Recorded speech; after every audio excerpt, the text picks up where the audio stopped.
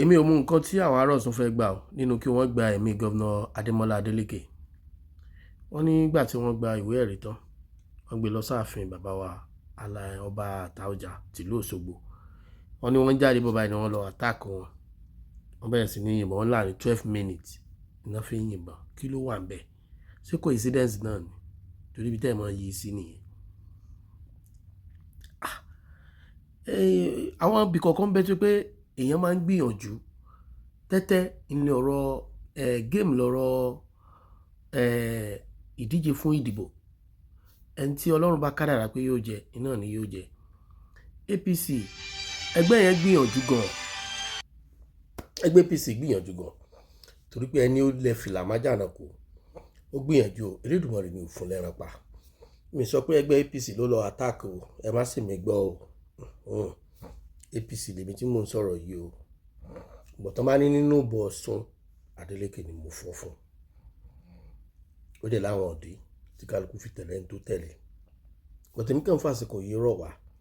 Pàápàá jùlọ gbogbo àti wọn bá ń tàǹjíṣẹ́ dé tòrótòró àtàwọn tí wọn rán níṣẹ́ tá ń jẹ ẹjọ́ kò sí kankan ibi tán tí jọ ń fa wàhálà yẹn tí wọ́n bá lọ báráàlú kí la fẹ́ máa sọ kí ni tiwa kí ni taráàlú ń bẹ̀ so ẹjá fìbẹ̀rù Ọlọ́run ẹjá fi sàwọn nǹkan kọ̀ọ̀kan tá a bá ń ṣe.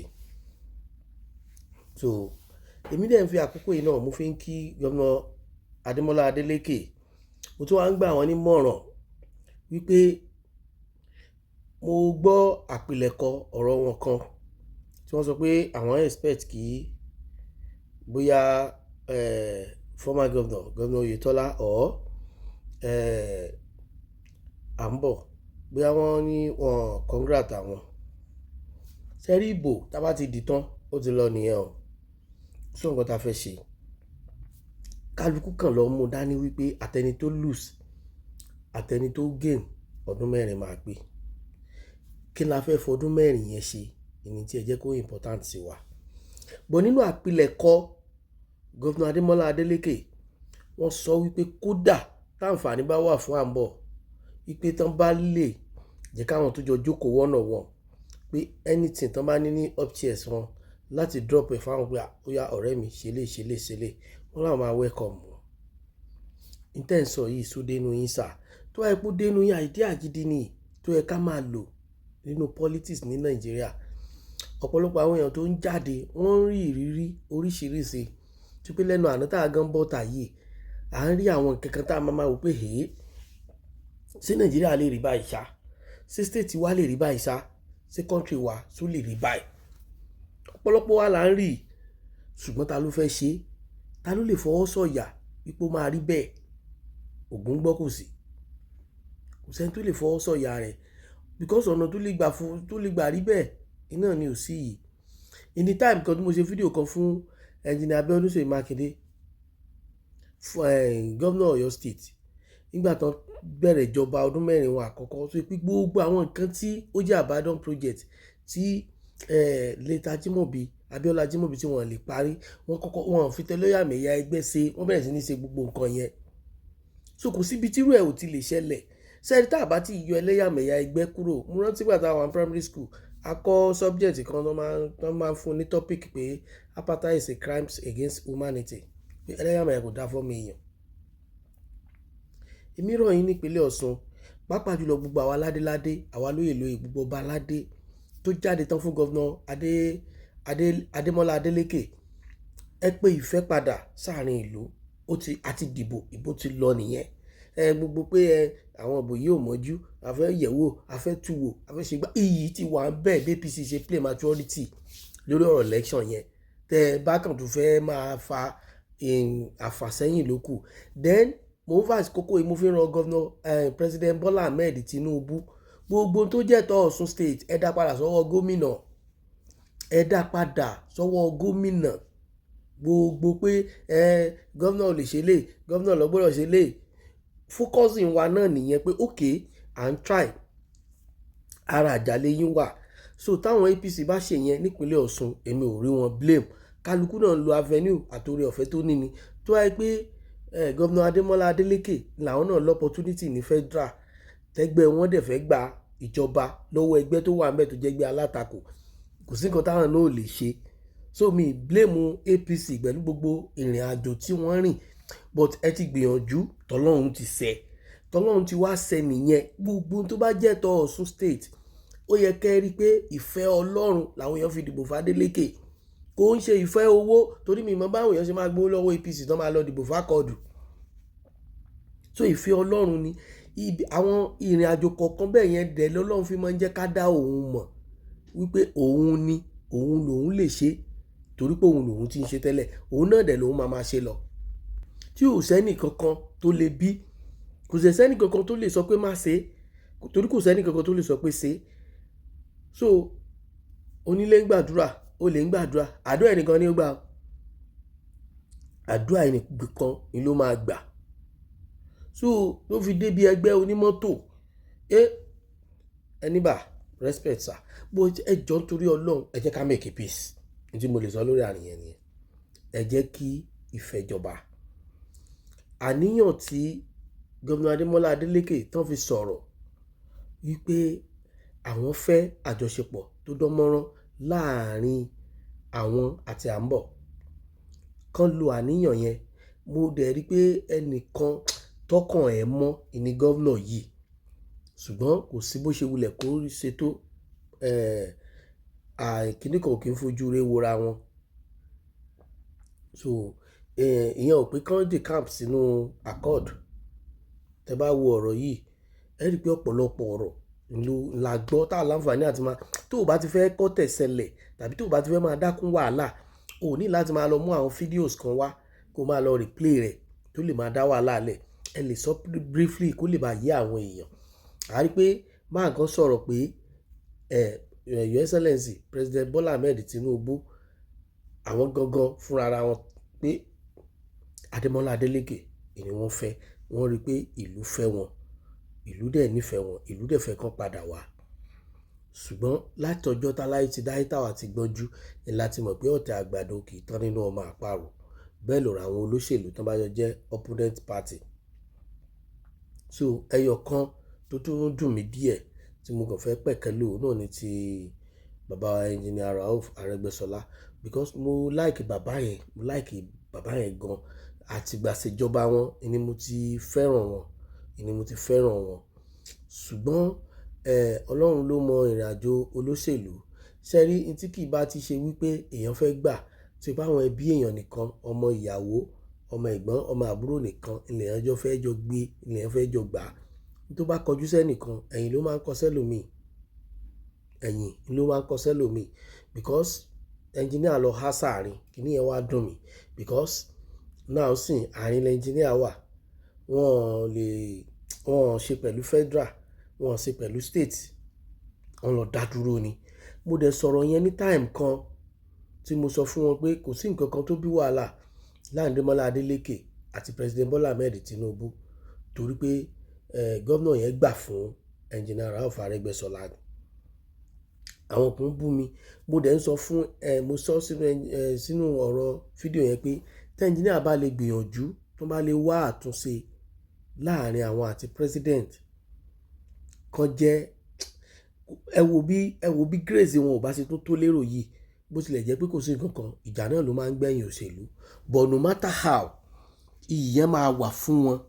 Ó dá nísìnyí àwọn APM PDP lọ́sùn state tí wọ́n darapọ̀ mọ́ accord, sáwọn ni wọ́n jẹ́ k'Adémọ́lá Adélékè wọlé. Àwọn kọ́, ó ti wà nínú ìrìn àjò, ó ti wà nínú destination rẹ̀, ó ti wà nínú kádàrá ẹ̀ pé ó máa wọlé, ó máa ṣèjọba fún second term ajé, ó ti wà ń bẹ̀. Ṣùgbọ́n nísìn wọ́n ní grace tán dẹ̀ lè béèrè fún slot pé ṣe báwọn ṣiṣẹ́ fún ẹ, then àwọn step down fún ẹ. Wàláì kò sí tí ò bá dùn tó ká ní pé bàbá mi olóyè Rauf Arẹ́gbẹ́ṣọlá, wọ́n bá Ọlọ́run tí wọ́n gbé dání tán dá mọ̀ pé wọ́n mọ̀ pé everybody mọ̀ pé kíní yẹn ò ṣe risk. Wàláì kò ṣe risk fún wọn rárá àti rárá. The reason is this: táwọn èèyàn bá ń debate lórí election Ọ̀ṣun kó tó di pa àdìbò, sáìdì méjì yẹn náà máa ń debate lé lórí. Sàkúnlẹ̀ yẹn máa ń wọ ọdún náà, àgbọ́ká etí ọlọ́rọ̀ máa ń di. Lẹ́yìn pé kán sọ̀rọ̀ lórí accord wọ́n dẹ̀ sọ̀rọ̀ lórí APC. So tí kì bá sọ pé Ọlọ́run nífẹ̀ẹ́ Adeleke from PDP to Accord, ẹ wo frustration tán rí náà lórí Accord party yẹn. So frustration ọ̀pọ̀lọpọ̀ APC individually ó ń bẹ nínú nǹkan tọ́lọ́run wò tó fi gbàdúrà Governor Adémọ́lá Adélékè. Frustration APC gẹ́gẹ́ lódìdí ń bẹ nínú nǹkan tọ́lọ́run wò tó fi gbàdúrà Governor Adémọ́lá Adélékè, because yàtọ̀ fún pé àwa náà lọ sọ́sùn àná àwọn iṣẹ́ ribiribi tí gómìnà yìí ń ṣe, tàbí pé aráàlú ń sọ̀rọ̀ wọn, àwa gangan frustration yẹn ó kún tèmi fi wà confused pé no, mo support Adémọ́lá Adélékè, mi ò níbò, kódà mi lè jáde sórí social media ńgbà yẹn pé kí n lọ sọ tinú mi pé ẹ dìbò fún wọn, ẹ ṣe gbà kan, mi ì lè ṣe, I cannot do it because mo ní àwọn èèyàn dáadáa lọ́sùn tó pé APC náà belong sí, tó dẹ̀ jálágbára, tó dẹ̀ nífẹ̀ẹ́ mi, tèmi náà nífẹ̀ẹ́ wọn, so mi fẹ́ rí pípọ́n ojú wọn. Even though fi ọ̀rọ̀ tí mo ra sọ lórí ọ̀rọ̀ ìyá ẹ̀rọ, mo rẹ́ni tó mẹ́sẹ̀jì mi nínú àwọn olólùfẹ́ mi pé mi support, mo ní kì í ṣe pé mi support APC, but mi like bó ṣe ń treat kéèsì Adémọ́lá Adélékè lọ́sùn. So ojú tí ọ̀pọ̀lọpọ̀ fi ń rí nǹkan ọ̀tọ̀ọ̀tọ̀. Mo fọlọ́ ọba sẹlẹ̀rì sí personality Bọ́lá Ahmed Tinubu, personality Oyètọ́lá àti Àǹbọ̀ àti level tó ń fi gbé. Ká ní pé APC ò bá fi ẹ̀mí ìkórìíra yẹn sí kinní yẹn jù, ó sì ṣe kan jẹ lọ, but ẹ̀mí ìkórìíra yẹn ti pọ̀ jù, ó ti kúrò lọ́rọ̀ politics, ó ti turn to another thing. Ẹ má bínú o, ní tí ó ṣẹlẹ̀ ó ti ṣẹlẹ̀, ó dẹ̀ ti kọjá lọ, a ní láti blame ẹnì kankan, but èmi kàn ń sọ torí pé mo jọ ọmọ ẹgbẹ́ APC ni, ọmọ ẹgbẹ́ APC ni mí lọ́yọ̀ state.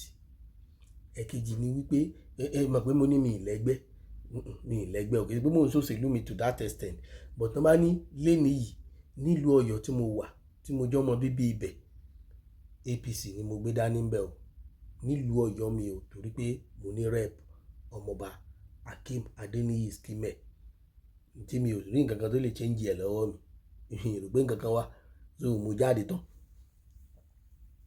tán, so tí máa ní torí pé Adeniyi jẹ́ èèyàn mi, ibi ẹgbẹ́ tó bá sá belong sí náà máa ṣàṣe pẹ̀lú ẹ̀, so ó lè di lọ́la ń sìn kí n má ṣe pẹ̀lú state, kí n má ṣe pẹ̀lú state APC, so mo lè lọ sàkọ́ọ̀dù, so mo lè lọ sí APM, so èmi mo nira mi, mo dẹ̀ lè ṣe nǹkan tó bá wù mí, but eléyìí for now tí mo sì ń sọ lọ́wọ́lọ́wọ́ báyìí, tí ó sì tún máa ń sọ lọ láéláé, tí mo sì ń sọ ọ́ bọ̀, òun náà ní Scheme lọ́yọ̀ọ́ mi, APC dẹ̀ ni, lóòótọ́ presently ni ó wà ń bẹ̀ báyìí, ó ti ṣe lọ, bóyá ẹlẹ́ẹ̀kẹta ló fẹ́ ṣe abẹ́lẹ̀ kẹrin, kódà bó fẹ́ ṣe ẹlẹ́ẹ̀kẹjọ, òun náà ni màá máa support. That is why tí mi ṣe lè blame. Ọ̀rọ̀ fídíò kan bọ̀ lẹ́yìn fídíò yìí tí mo fẹ́ sọ̀rọ̀ nípa àáfàá kan níkirè, torí pé ó jẹ́ ọ̀rọ̀ mùsùlùmí ló jẹ́ kí n fẹ́ sọ̀rọ̀ nípa àwọn ìṣesí àti ìhùwàsí tàfà yẹn hù, because àwọn èèyàn máa sọ pé tó bá gbé Kristẹni ni a lè má sọ̀rọ̀ lórí ẹ̀, mo wá lè gbà wọ́n nímọ̀ràn tán kó turn to another thing. I don't care, because mo mọ̀ pé inú ẹni tá à ń wo àwòkọ́ṣe wọn nídìí ẹ̀sìn tá a gbé dání, òun náà lọ́pọ̀lọpọ̀ àfà, but ọ̀pọ̀lọpọ̀ àfà ò júwe ọ̀nà rẹ̀ fún wa, kì í ṣe pàfà yẹn ni mò ń reverse o, so odidi lọ̀rọ̀ yẹn mi fẹ́ sọ ń bí. So mo fẹ́ àkókò yìí rọ gbogbo ọmọ ẹgbẹ́ APC látòkè délẹ̀, even though including ADC, ẹ jẹ́ ká fọwọ́sowọ́pọ̀ nípínlẹ̀ Ọ̀ṣun. Èyí tó kọ́kọ́ ṣọ́ fún mi nísìnyí pé Governor Adélékè ò lè ṣẹlẹ̀ kẹta, ṣùgbọ́n nínú ìgbìyànjú wọn bí wọ́n bá ṣe dáadáa sí, tán dẹ̀ sọ̀kalẹ̀ dáadáa, torí pé kì í ṣe gbogbo gómìnà tó ń sọdún mẹ́jọ ló ń sọ̀kalẹ̀ dáadáa, tán bá ṣe dáadáa, tán bá sọ̀kalẹ̀ tán bá tún fàyàn míì jáde, mo ṣọ́ ọ̀pọ̀ máa wọlé. Then kán má fìfẹ́ ẹnu ṣe nǹkan tó ń ṣe, kán má wò pé mi ìríbò ibìkan mo ti ríbò jù. Ntẹ́ ẹ bá ṣe sí Òṣogbo ẹ ṣe sí Ìkirè, ntẹ́ ẹ bá ṣe sí Ìkirè ẹ ṣe sí Ìràgbìjí, ẹ má mọ́ta níbi tí ò ti yẹ kẹ́ ẹ mú. Ẹ gbà pé gbogbo wọn lẹ́ ń ṣèjọba lé lórí, kì í ṣe gbogbo àwọn tó wà ní Ìràgbìjí ni wọ́n dìbò yín, kì í ṣe gbogbo àwọn tó wà ní Ìkirè ni wọ́n dìbò yín, kì í ṣe gbogbo àwọn tó wà nífẹ̀ẹ́ ni wọ́n dìbò yín. So gbogbo ìlú kọ̀ọ̀kan tí ń bẹ lábẹ́ Ọ̀ṣun, ṣé ẹ rí kò sí nǹkan kan tá a fẹ́ gbà ń bẹ̀, ẹni tí ò bá gbọ́ wa yé ọ̀tọ̀ níbi tó máa ronú lọ, but ẹni tó bá gbọ́ wa yé á mọ̀ pé ìfẹ́ ilẹ̀ Yorùbá ni la fi ń sọ nǹkan tá à ń sọ, kì í ṣe pé à ń wojú re èmi ò ń wojú rere èèyàn, ojú rere ọlọ́mọríwo ní mí o. Ojú Elédùmarè ni mo máa ń wò, mi kì í wojú èèyàn kan pé èèyàn kan máa ṣe wá fún mi, tí wọ́n bá ṣe nǹkan fún mi kì í ṣe pé máa rí jẹ tẹ̀, mi ì tí ì tó tán nú ayé, kò ságbe ni mí, ṣùgbọ́n alhamdulillah dédé tọ́lọ́run ṣe fún mi. Tó bá wù ẹ́ gbọ́ mi yé, tó bá wù ẹ́ sí mi gbọ́, wàhálà tí ẹni yẹn ó wá ẹ̀ òní ọ̀yàn hàn ni. So ìjọba gómìnà Adeleke ẹ lọ ṣètò dẹ́n láàrin àwọn lọ́balọ́ba, bẹ́ẹ̀ ṣe pọ́n, bẹ́ẹ̀ ṣe buyì àti ẹ̀yẹ fún bàbá wa Àtaọ́jà, ẹ ṣe bẹ́ẹ̀ fún gbogbo àwọn ọba tó wà nípínlẹ̀ Ọ̀ṣun. Ẹ má wò pé ọba kan sí ti yín, ọba kan ò sí ti yín, gbogbo ayé kọ́ ló lè tẹ̀lé èèyàn. Ẹ ló sà, tí gbogbo ayé yìí bá tẹ̀lé yín, tọ́lọ́run ò bá tẹ̀lé yín, ẹ ní débi tẹ́ ń lọ o. Àìmọye wòlíì tó ríran sí yín, mo sèfù wọn, mo sèfù gbogbo pamọ́, gbogbo wòlíì tó ń sọ nípa yín. Kíníkan ẹ sọ fún Adeleke, owó tó bá rí nínú ìjọba ẹ̀ kó máa lọ fi kó pamọ́, kó má dábàá kó máa ná sínú ètò ìdìbò, kó máa lọ fi tọ́jú àwọn ẹbí ẹ̀ ní torí pé kò ní dépò. Wọ́n gbé kílé tẹ́lómi ń sọ̀rọ̀ bí Ọlọ́run. Ẹ̀yin kọ́ lẹ́dá mi, ẹ̀yin kọ́ lẹ́dá mi, ẹ̀dẹ̀ ń sọ̀rọ̀ bí Elédùmarè, ẹ̀yin kọ́ lẹ́dá. Bó ní ṣe máa ń wù mí kọ́tọ̀ Ọlọ́run fún mi lẹ́bùn rẹ̀. So kí ló dé? Especially àwọn wòlíì, ó ti pọ̀ jù, ó ti pọ̀ jù. Ẹ fúnra yín náà lé kọ́sítọ́mọ̀, ọ̀rọ̀ yín dàbí ọ̀rọ̀ fọ̀gá tó gbé no parking wájú ṣọ́ọ̀bù rẹ̀ ni, òun lọ́kadà wò bàrẹ̀. Torí gbogbo àwọn èyí jẹ èyí ọ̀jẹ̀ tẹ̀sí, tẹ́ ẹ̀ bá ti jẹ yóò lé kọ́sítọ́mọ̀ lọ́dọ̀ yín o. Pásítọ̀ kan náà ló pèsè orí prógráàmù táìmù kan tó ní Bọ́lá Ahmed Tinubu ò ní wọlé. Bọ́lá Ahmed Tinubu wọlé tán, wọ́n wá pèsè orí prógráàmù pé but ẹ sọ nǹkan báyìí, ó wá ní ẹ mọ sọ́ńtò tọ̀, ó wá wọlé ṣé bó ṣe yẹ kílù orí lórí. Ṣó wà papọ̀ mọ́ra wọn, oléyìn ò ní wọlé, yẹn wọlé wá sọ pé ṣé bó ṣe yẹ kílù bóòlì ìlú rí tẹ́lẹ̀. Ẹ̀mí ò kì í ṣe pé mo fi ń guide, but gbogbo ẹ̀yin tẹ́ ẹ jẹ́ ìránṣẹ́ Ọlọ́run, tẹ́ ẹ jójìṣẹ́ Ọlọ́run, sọ́lọ́run ló pè yín àbẹ́ pera yín. Sáré ní tọ́lọ́run bá ti pè, ẹ mọ̀ kì í ṣe pé kí o wá mú fóònù kéke small phone rẹ kó o máa fi pé big phone kó o wá gbé sétí kó o wá máa sọ pé Ọlọ́run pè ọ́ o. Tó bá di stage kan, gbogbo ẹ̀yin jíṣẹ́ èké nínú Islam, nínú Kristẹni, nínú ẹlẹ́sìn àbáláyé, wọ́n á ṣe kíní yẹn fún yín o. Ọlọ́run gbọ́, Ọlọ́run. Gbogbo ìdánwò ìrìndán kan ṣe abrakada, wọ́n á máa ṣe kíní yẹn fún yín o. Wọ́n máa ṣe kíní yẹn fún yín o. Tọ́lọ́run bá ti pè ọmọ pera rẹ̀, fọlọ́run lẹ̀ sáyé pẹ̀lú àwọn tó pè tó ń jíṣẹ́ pẹ̀lú inú mímọ́. So Your Excellency Adémọ́lá Adélékè, bàbá, mo kí yín lẹ́ẹ̀kan sí ẹ kú oríire. Ẹ̀mí gígùn lẹ́ẹ̀ fi lò pọ̀. Ẹ má ṣẹlẹ́yàmẹ̀yà òṣèlú, ẹ má ṣẹlẹ́yàmẹ̀yà ẹgbẹ́, ẹ má ṣẹlẹ́yàmẹ̀yà ìlú, ẹ má wo gbòǹbò yín ti pọ̀ jù. Ẹ ronú dáadáa táwọn ará Ọ̀ṣun fi sin dáadáa fún yín. Kódà tẹ́ ẹ dórí ìyá ẹ̀rọ Àríkẹ́, gbogbo yòówù ẹ gbàgbé ẹ̀. Sẹ́lẹ̀ni tọ́lọ́run bá ti gbàdúrà rẹ̀, tẹ́nìyẹn bá tún ń jà, ọmọ Ọlọ́run ló mú gan ni o, torí ń sọ pé Ọlọ́run mọ́ tòní. So kò sí bó ṣe débi gíga tó ní àwọn challenges kankan. So ibi tọ́lọ́run gbé challenges tọ̀dọ̀ yín sí nìyẹn. So ẹ láti wà very careful. Ọlọ́run á kún yín o, ẹ ti rúre, ẹ sọ̀rọ̀ o. I love you, sir. Davido, ògo.